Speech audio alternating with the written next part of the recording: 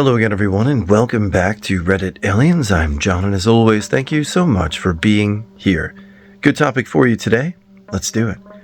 What's the scariest thing that you've ever seen in your entire life that you can't explain? Please remember to like, share, and subscribe. I was camping with my cousin in the high Sierras west of Mono Lake. It was an overcast night with no moonlight, possibly the most pitch-black outdoors I've ever experienced. My cousin had one of those LED light-up frisbees, and we decided to go have a catch on the beach of a tiny lake nearby. It was the equivalent of running around and playing catch in a sensory deprivation tank. Absolutely wild. You couldn't tell who or what you were playing catch with. So the frisbee comes my way, and it's way over my head. He tossed it like a Hail Mary, not knowing I was maybe 20 yards away. I chase it down in a sprint, hoping I don't trip on anything. I jump up and catch it, and land with planted feet in rocky sand. The footsteps didn't stop immediately. I heard two more, so close they could have been mine. Something else was chasing down the light-up disc. I couldn't see a damn thing since I had been focusing on the only source of light. I couldn't hear anything but my own breathing from sprinting. I froze. Nothing moved for a solid 30 seconds. My cousin yelled out to me and I just started running toward his voice. I found him and we went straight back to the campfire for the rest of the night. That's all that happened. I didn't see anything, but I have to imagine I was probably an arm's length from a bear who could see me, but I couldn't see him. A bear makes the most sense, but I couldn't hear or smell anything that would say it was definitely a bear. The footsteps were so heavy it wasn't a coyote. I'm choosing to believe it wasn't a mountain lion, because that's just a little too close to escaping certain death from my taste. I had this nightmare when I was about 4, and it was way too intense and dark for a 4-year-old to describe. On weekend mornings, my siblings and I would sit with our feet around a heater while our dad made breakfast, and I remember describing it to them in a much detail as I could with my vocabulary, but the images have never left my mind. My viewpoint was similar to a camera, spanning from room to room in a hospital-like setting, but dark. One room had a television that alternated between static and a hippo with a tutu on. Another room had a red-headed boy on a metal table. His body was wrapped in a burlap sack, and a man with some sort of blade was walking around the bed. The boy was oblivious to the danger he was in, and then the man beheaded him. And literally 36 years later, I was volunteering at Ronald McDonald House for massage therapy hours, and I was allowed to massage a young boy. Usually we just massage the parents. And he was laying on the table, wrapped in this brown blanket, chatting away to me like the boy in the dream. I saw he had reddish hair and I almost threw up. It was that boy from all those years ago in my dream. Obviously, I did not decapitate him, but the image I had held for all those years was rearing back at me. I was looking out my bedroom window late one summer night at stars. I noticed an oddly colored flashing star that was 100% moving. If you've ever seen a ping pong ball held up suspended by an airflow, that was the type of movement. I'd say bubbling is a good description. This had me weirded out, so I pull out my phone and start recording it. Maybe 10 seconds later, the most terrifying thing I've ever seen happens. An effing beam of white light, cylindrical and bright, not as much as a helicopter spot search, but a high-powered flashlight, appears in my neighbor's backyard like a literal beam from heaven, maybe 8 feet in diameter, and from the blackness of space, as far up as I could see. No source of anything visible. This light is first pointing in the center of their backyard, which is maybe 45 feet from my face. My window is on the side of the house at rear. Then it starts frantically moving around as if it was searching for something. I felt this in my whole body immediately. I was like, it's looking for me. Stomach on the floor. Then it moves up the side yard toward the front of the house, still in neighbor property, but now only 20 feet from where I'm standing. It then diverted onto the side of their house, scanned up the wall to a window directly across from me 15 to 20 feet. I slammed my window down closed, shut the blackout curtains, and quickly left my room and went to a bathroom in the center of the house with no window visible. This was so effing terrifying and world-changing that I can't express with words. It 100% happened, and I felt it in my bones and everything. I had this feeling that it was a warning or something, like don't film or bring attention to me or us. It had to know that it wasn't my window and was trying to frighten me. If it detected me filming with a phone from a star that's not our sun positioned in the sky, far as hell, it 100% knew exactly where I was. The neighbor's window wouldn't have had a vantage point of it due to how it was positioned. I was viewing it 45 degrees over their 2-story house. So the neighbor in that window, direct facing my window, couldn't physically see it or where it was. That, and the gut feeling I mentioned, are why I feel it was warning or intentionally scaring the life out of me. It put on a "We Are Searching for You" show right in front of me intentionally to dissuade me from giving it focused attention, filming. It worked too, if that's the actual case. I still haven't scanned night skies since then, and that was 2 to 3 years ago, and I used to really look up at night for stuff a lot. Aside from altering my worldview or perspective completely, I know now that something unimaginable to me exists, and it watched me watching it. It made me not afraid of night and stuff up high, but the insane experience, it was surreal. Thinking about it makes me get chills and tear up. Not sadness, but a feeling of overwhelmingness and having a life-altering revelation. I've never told this publicly. I was feeling afraid, too, for a long time. Almost 3 years, and only my wife, parents, and a single friend heard this. Seeing this video made me think of it immediately. Like I was seeing something being targeted by something impossible or unknown, just like I felt. The event from first appears to it covering the neon or windows, and me slamming windows or curtains was maybe 7 to 9 seconds. No more than 10, and longer than 5. It's impossible to know exactly, but I'm pretty certain my range is right on it. The only other thing it could have been, still equally if not more terrifying, was an altered image of a reality being uploaded to my mind. As in, I, and only I, would have seen this, and if anyone happened to have view of that area had happened, nothing odd would have been seen, and I don't know, crazy shit though. I can't believe I'm actually posting it finally. Not just scary per se, but I cannot explain. It was 2018 or 2019. I was driving my friend home after some hanging out. My friend may have had a couple of drinks, not sure, but I at least was totally sober. My friend lived in the middle of nowhere. It was like 15 minutes driving to the nearest municipality, which itself was very small. We were driving, it was dark, maybe like 1 to 3 a.m., and suddenly something fast and round flies over the car. It had some lights so we could see it, as there were no other lights nearby other than some houses here and there in the countryside. We both at the same time said something like, "What the hell was that?" We started rationalizing that maybe it just looked to be close to the ground and was a plane, or maybe it was someone flying a drone. It was way too fast to be a drone at the time, unless it was some military tech, etc. And it flew so fast that it was any more than 50 meters above us, it would have been impossible. The whole thing took like 3 seconds, and we could not figure it out. There are no airports and no flight paths near our location. No military bases anywhere near, and it was the middle of nowhere in the middle of the night, so it makes no sense that someone was flying a fancy drone or something. The thing disappeared behind some trees, flying in a straight path, and was nowhere to be seen after we passed the trees. If anyone can explain, please do, as I'm very interested.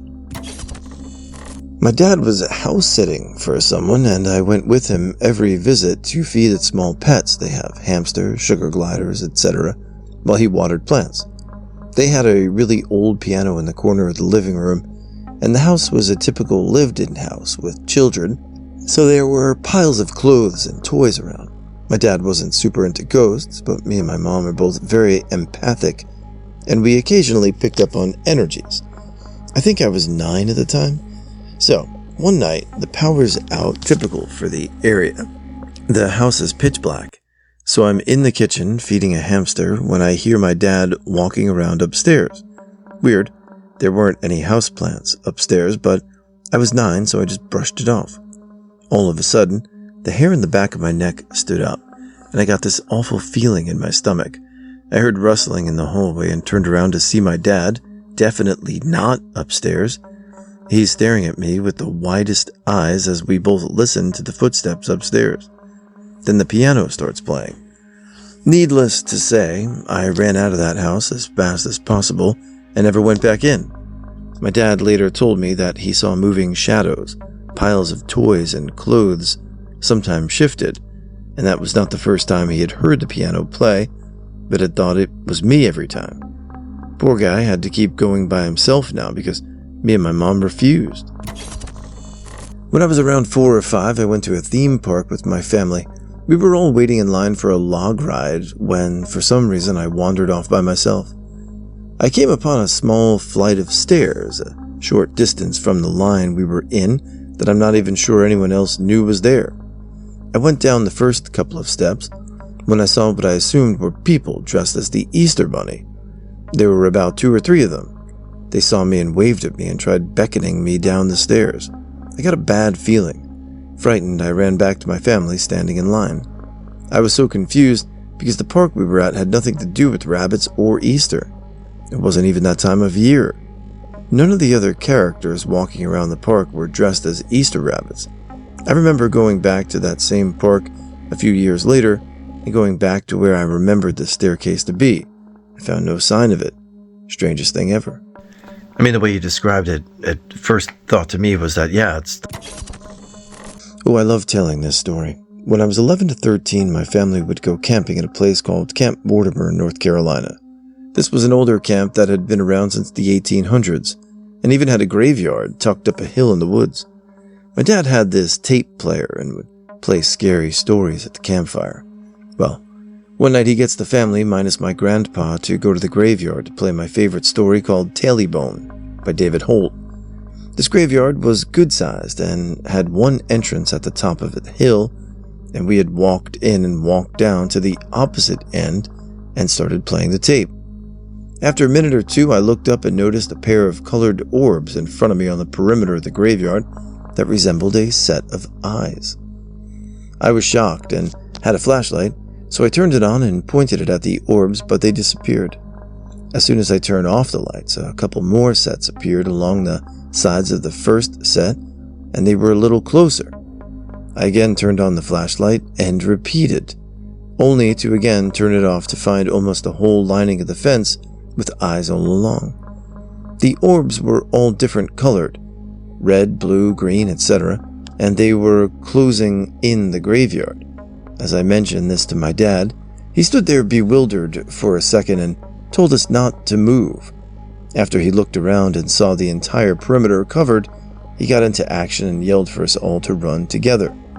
We took off and ran up the hill and out the gate and back toward the camp, where we were all jumping at the chance to relive the experience with Grandpa, who was back at the campfire with his pipe.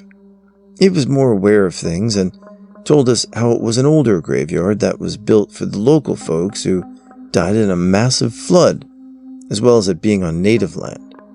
After we all settled down and went to the tents for bed, my sister said she'd gotten up in the middle of the night because she had to pee. At this place, they only had one bathhouse with bathrooms attached, and it was a couple minutes' walk. She said she was getting ready to cross the little bridge that leads over to it, but she looked up there and were 2 sets of eyes on the opposite side of the bridge, almost as if they were watching us in our sleep. I've been back to Mortimer dozens of times since, and have even taken some buddies who wanted to experience some fun that didn't believe me. The event that transpired that night hasn't occurred again, almost as if going looking for something makes it hide more. But I'll never forget the brown mountain lights, and I'll have a story for my whole life if anyone cares to listen. I was on the White Swan Reservation in Yakima back in 2005 with my youth group doing volunteer yard work for a church. I was painting the side of the church wall with the priest Tim, not real name, of the parish I went to.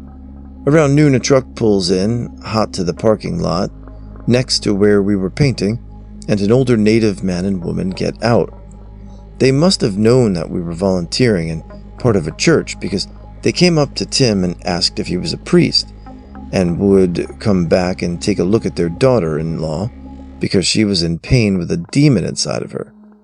Since we were the only two on the site, I had to accompany Tim because he was my adult chaperone. We rode in the back of the pickup to a rundown house that was barely on the reservation. We walked up to the door. The man and woman who asked us to come with them went in first, and then we followed behind. Tim was first before me, and I was about to step or two behind him. But when I went in, I saw in the middle of the living room a young girl tied to a chair with rope, lots of rope. She turns her head at almost an impossible angle, looks right at us in a very clear, loud, and deep tone, starts to say, "Tim Rowley, Tim Rowley, Tim." Tim pushes me out the door and closes it behind him, but not before I see the girl's face, covered in something dried and sticky. Her eyes wide open and pure white. Her smile is large and her teeth are bright white, while her tongue is red and long. Tim never spoke to me about what happened for the hours he was in this house. I waited by the truck and drank tap water during the hot-ass day. I didn't have a cell phone at the time and didn't see anyone pass on the road toward the house. He got into trouble for leaving the church with me, but the next day we were back painting the outside of the church. When I have nightmares, I see the girl's face and always wondered how she knew our names. It keeps me up at night. Most of my childhood was spent in a rural South Korean town, so there was a lot of old buildings and random burial mounds you found in the woods near the rice paddies. There's several creepy events, but this one was shared by me and 4 other girls. My friends and I decided to take a hike into the mountains behind her house. We were all there that day because it was her birthday, and we had gotten bored of watching our parents socialize. She lived on a fairly tall mountain with rice paddies that terraced up an entire side of it, so we figured there had to be a road the farmers used to get to the peak. And we were right. The start of the road was near a monastery that looked like it had been abandoned mid-construction. Pretty cool to see up close. The first 10 minutes of the hike were great. We were pretending it was a grand adventure and laughing it up. On the way up, we specifically stopped to point out a weird scarecrow. We'd never seen one in person before. None of the other rice paddies we'd played around and sometimes uncles, had one. So it was memorable. A very classic straw man kind of scarecrow, head flopped forward with a big hat. Something about it made us feel weird, but it was probably a couple of minutes later after we continued onwards, scarecrow out of sight, that we knew something had changed. The forest around us had gone dead silent. It made us all stop in unison. Not a word exchanged between us. We didn't even look at each other, just kind of froze, not even sure which one of us should turn back. Only that we all turned and backtracked slowly, swiveling our heads in a lookout. We'd only been 5 minutes past that scarecrow, long and far enough to have it out of sight, when we went around a bend in the road, but only just. Well, we see it again, and it no longer had a head. Poof, gone. And it was still dead silent. The scarecrow was in the middle of a paddy, nowhere a person could hide, and we were all close enough to hear the water and mud if someone had waded in. We all knew from experience that it was work walking through that, feet sometimes getting glued into the mud. And its head hadn't fallen off. The rice was still young. We could see the water around its pole. We all began running, not speaking, not yelling, pure terror. When we got to the start of the trail, amongst the half-finished Buddhist motifs, the birdsong and cicadas sounded so loud after the silence, We went back to the birthday girl's house and broke up the adults to go home, never spoke of what happened on that hike, and pretended it never happened. My wife and I were looking for a house about 15 years ago. Our realtor found a place for us to check out. Loved the look of it. It was easily the oldest house in the area, but well maintained. Immediately upon entering the place, it just felt bad. It was spacious, warm, and lovely, but I got a cold, oppressive feeling I have a difficult time describing.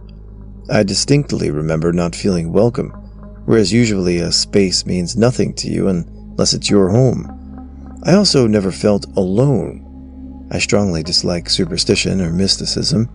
It just seems lame and indulgent fantasy. There were 4 of us, my wife and I and our realtor and her husband. Immediately upon walking out the door, I felt a weight lifting and a cloud pass. I felt a dread at the prospect of going back inside. My realtor said, "What the was that?" And I realized we were all terrified for no obvious reason. She never swears, very professional. She said years later that she's still never experienced anything like that in her job looking at houses constantly. I know it was on the market for a real long time during the slump. There was absolutely nothing different about it, but the thought gives me chills. I enjoy urban exploration, and the sights I enjoy scare most people shitless. That one house was my limit. Back in high school, my friends and I used to spend every Friday night out at various car club scenes. One night, we got back to his house around 2 or so in the morning. It was a clear, quiet night out in the neighborhood with no one around. He lived on a flat, straight road where you could see anyone coming up or down the street and sidewalk. We weren't ready to go to sleep just yet, so we were sitting on the trunk of his car in the driveway, chilling and talking about the evening. To our right, his neighbor has one large magnolia tree in the lawn, but no lights on it or anything to play shadow tricks on us.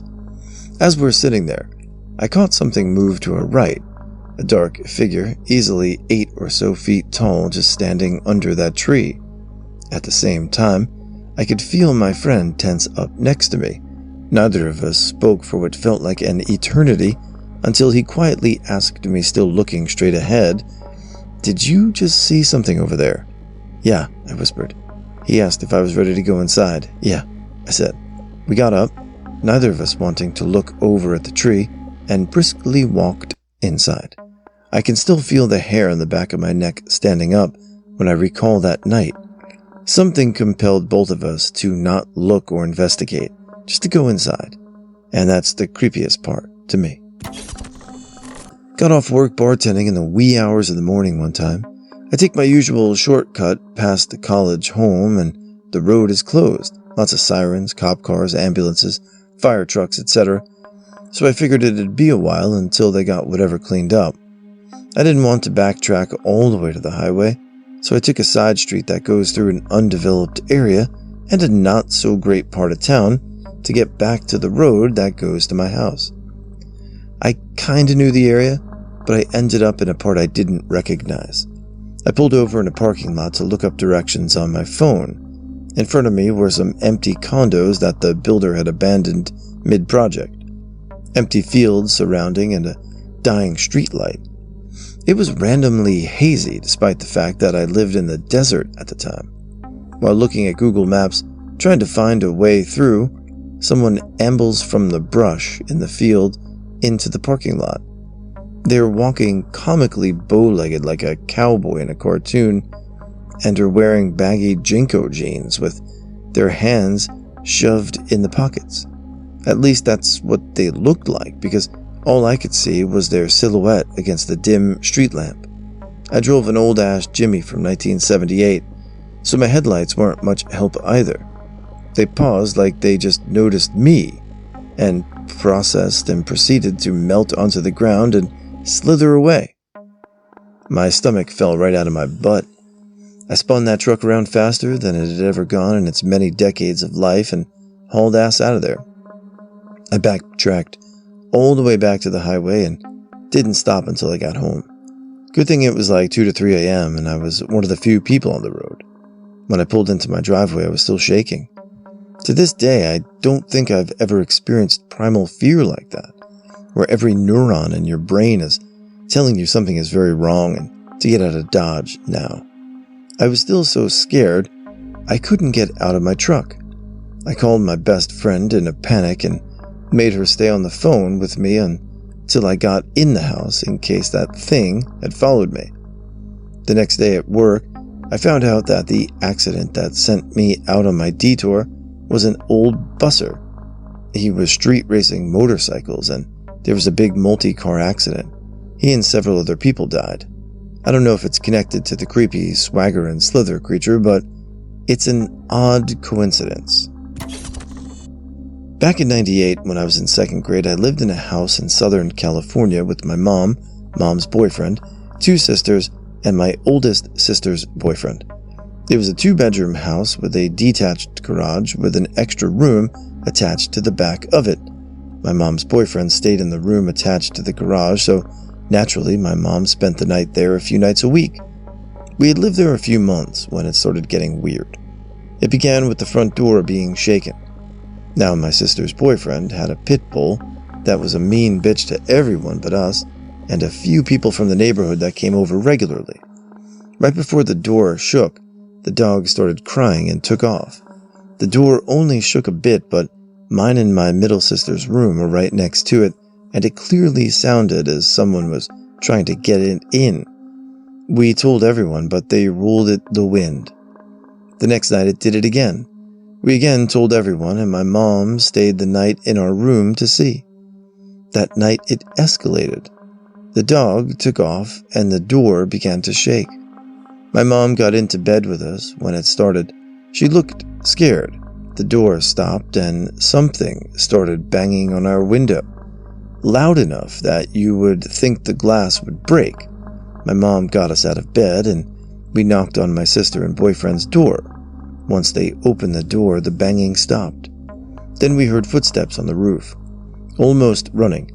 We stayed in the room with my oldest sister, and her boyfriend grabbed his gun and went outside. He circled the whole house and found nothing. It's not easy to get on or off the room without a ladder. He came back and pretty freaked out with the dog. We didn't sleep much the rest of the night. The next day we could hear them all talking about it, and that my sister's boyfriend was going to bring in the dog to sleep in our room just in case someone got in. She would protect us. He was going to stay in the living room and go out quick once it started. That night it happened again, but this time it transitioned from the door to banging on the windows to the running on the roof within 15 seconds, and it stopped. When it stopped, we all went into the living room and heard noises in the backyard. We walked toward the dining room to see.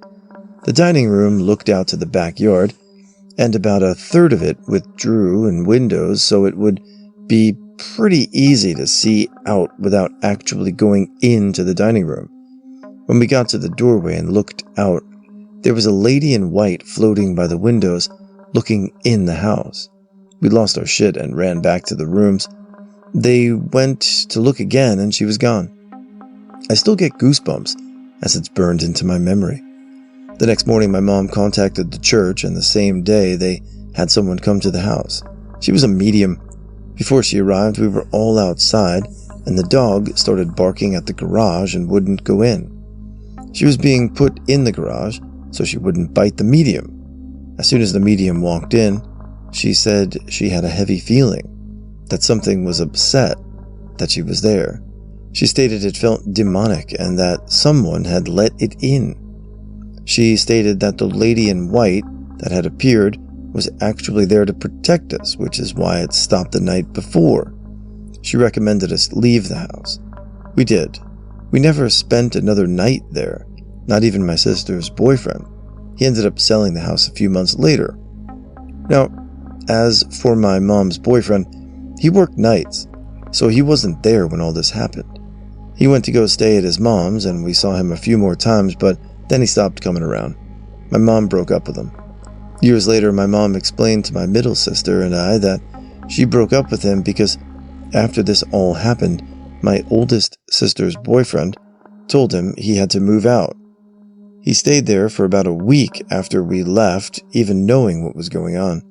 My sister's boyfriend thought it was weird, so he went into the room behind the garage.